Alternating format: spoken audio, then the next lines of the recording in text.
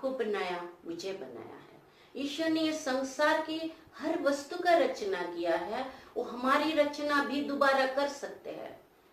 अगर इस वक्त हमें कोई समस्या है, प्रॉब्लम है, जो कुछ भी है, प्रभु से हमें बाहर निकाल सकता है, हमें दोबारा बना सकते हैं, हमारे दोबारा निर्माण कर सकते हैं।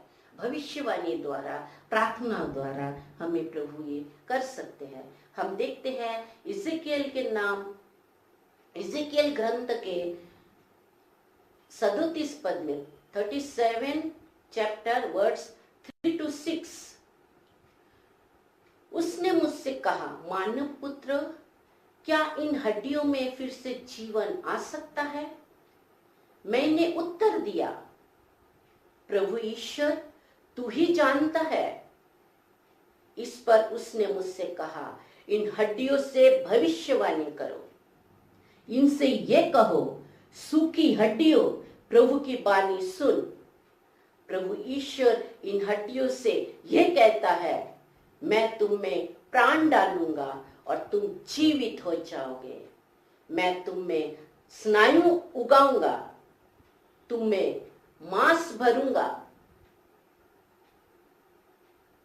तुम पर चमड़ा चढ़ाऊंगा, तुम में प्राण डालूंगा, तुम जीवित हो जाओगे और तुम जानोगे कि मैं प्रभु हूं। आमीन। दोस्तों, हमारे जीवन में कई बार इस सूखी हड्डियों की तरह बन जाता है। तरह तरह की समस्याएं, परेशानियां, मंदी, दुख, दर्द, बीमारियां, कितने सारे प्रॉब्लम हमारे जीवन में आता है।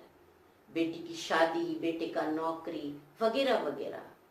मगर प्रभु परमेश्वर कहता है, इन हड्डियों पर भविष्यवाणी कर, यानी इस समस्याओं पर भविष्यवाणी कर, प्रार्थना कर, तो ये विलीन हो जाएगा और तुझ में प्राण फूंक दूंगा, तुझे एक नया जीवन प्राप्त होगा। आमीन। दोस्तों, हम देखते हैं कि इस वाणी में क्या सामर्थ्य है, भविष्यवाणी में, प्रार्थनाओं में क्या सामर्थ्य है। हम देखते हैं वचन 7 से 10 तक, इज़ेकियल चैप्टर 37 वर्स 7 to 10। मैं उसके आदेश के अनुसार भविष्यवाणी करने लगा। मैं भविष्यवाणी कर ही रहा था कि एक खड़खड़ाती आवाज सुनाई पड़ी और वे हड्डियां एक दूसरे से जुड़ने लगी। मैं देख रहा था कि उन हड्डियों पर स्नायु लगी, उनसे मांस भर गया, उन पर चमड़ा चढ़ गया, किंतु उनमें प्राण नहीं थे। उसने मुझसे कहा, मानव पुत्र, प्राणवायु को संबंधित कर भविष्यवाणी कर।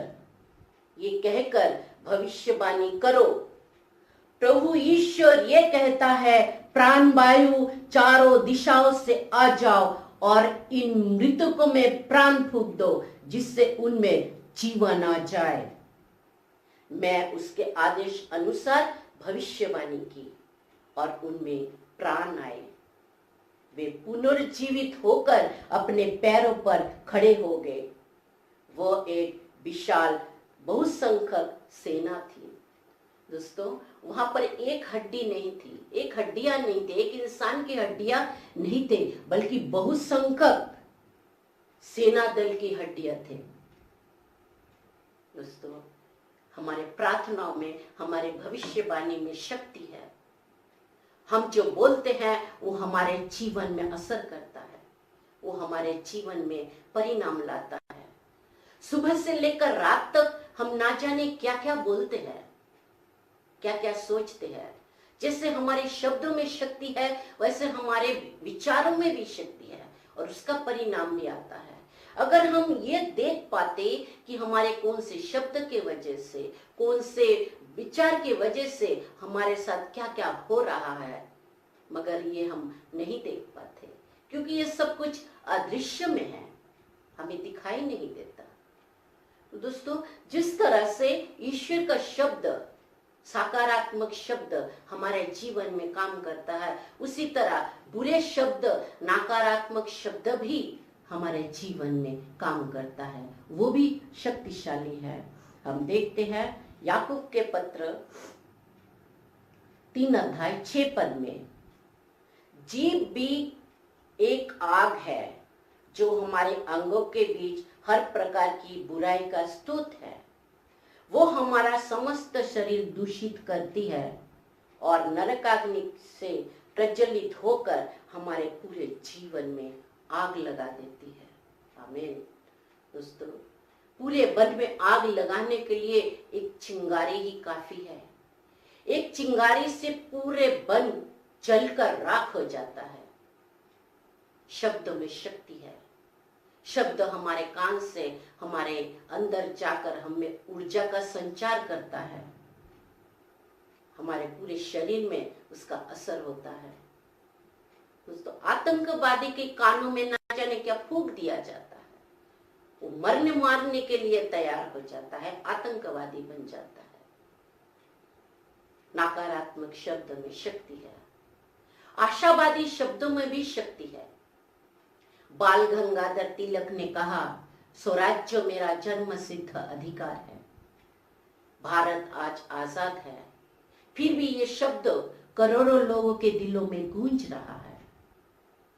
नेताजी सुभाष चंद्र बोस ने कहा, तुम मुझे खून दो, मैं तुम्हें आजादी दूंगा। इसी शब्द से लोगों के अंदर जोश भर गया। वे भारत को आजाद करने का बीड़ा उठा लिया। आज भारत आजाद है। हम एक आजाद देश में श्वास ले रहे हैं। दोस्तों, मेरा कहने का मतलब इतना ही है, अगर इन शब्दों में इतनी शक्ति है तो ईश्वरीय सत्य वचन में कौन सी गजब की शक्ति होगी, क्या आप इसकी कल्पना कर सकते हैं?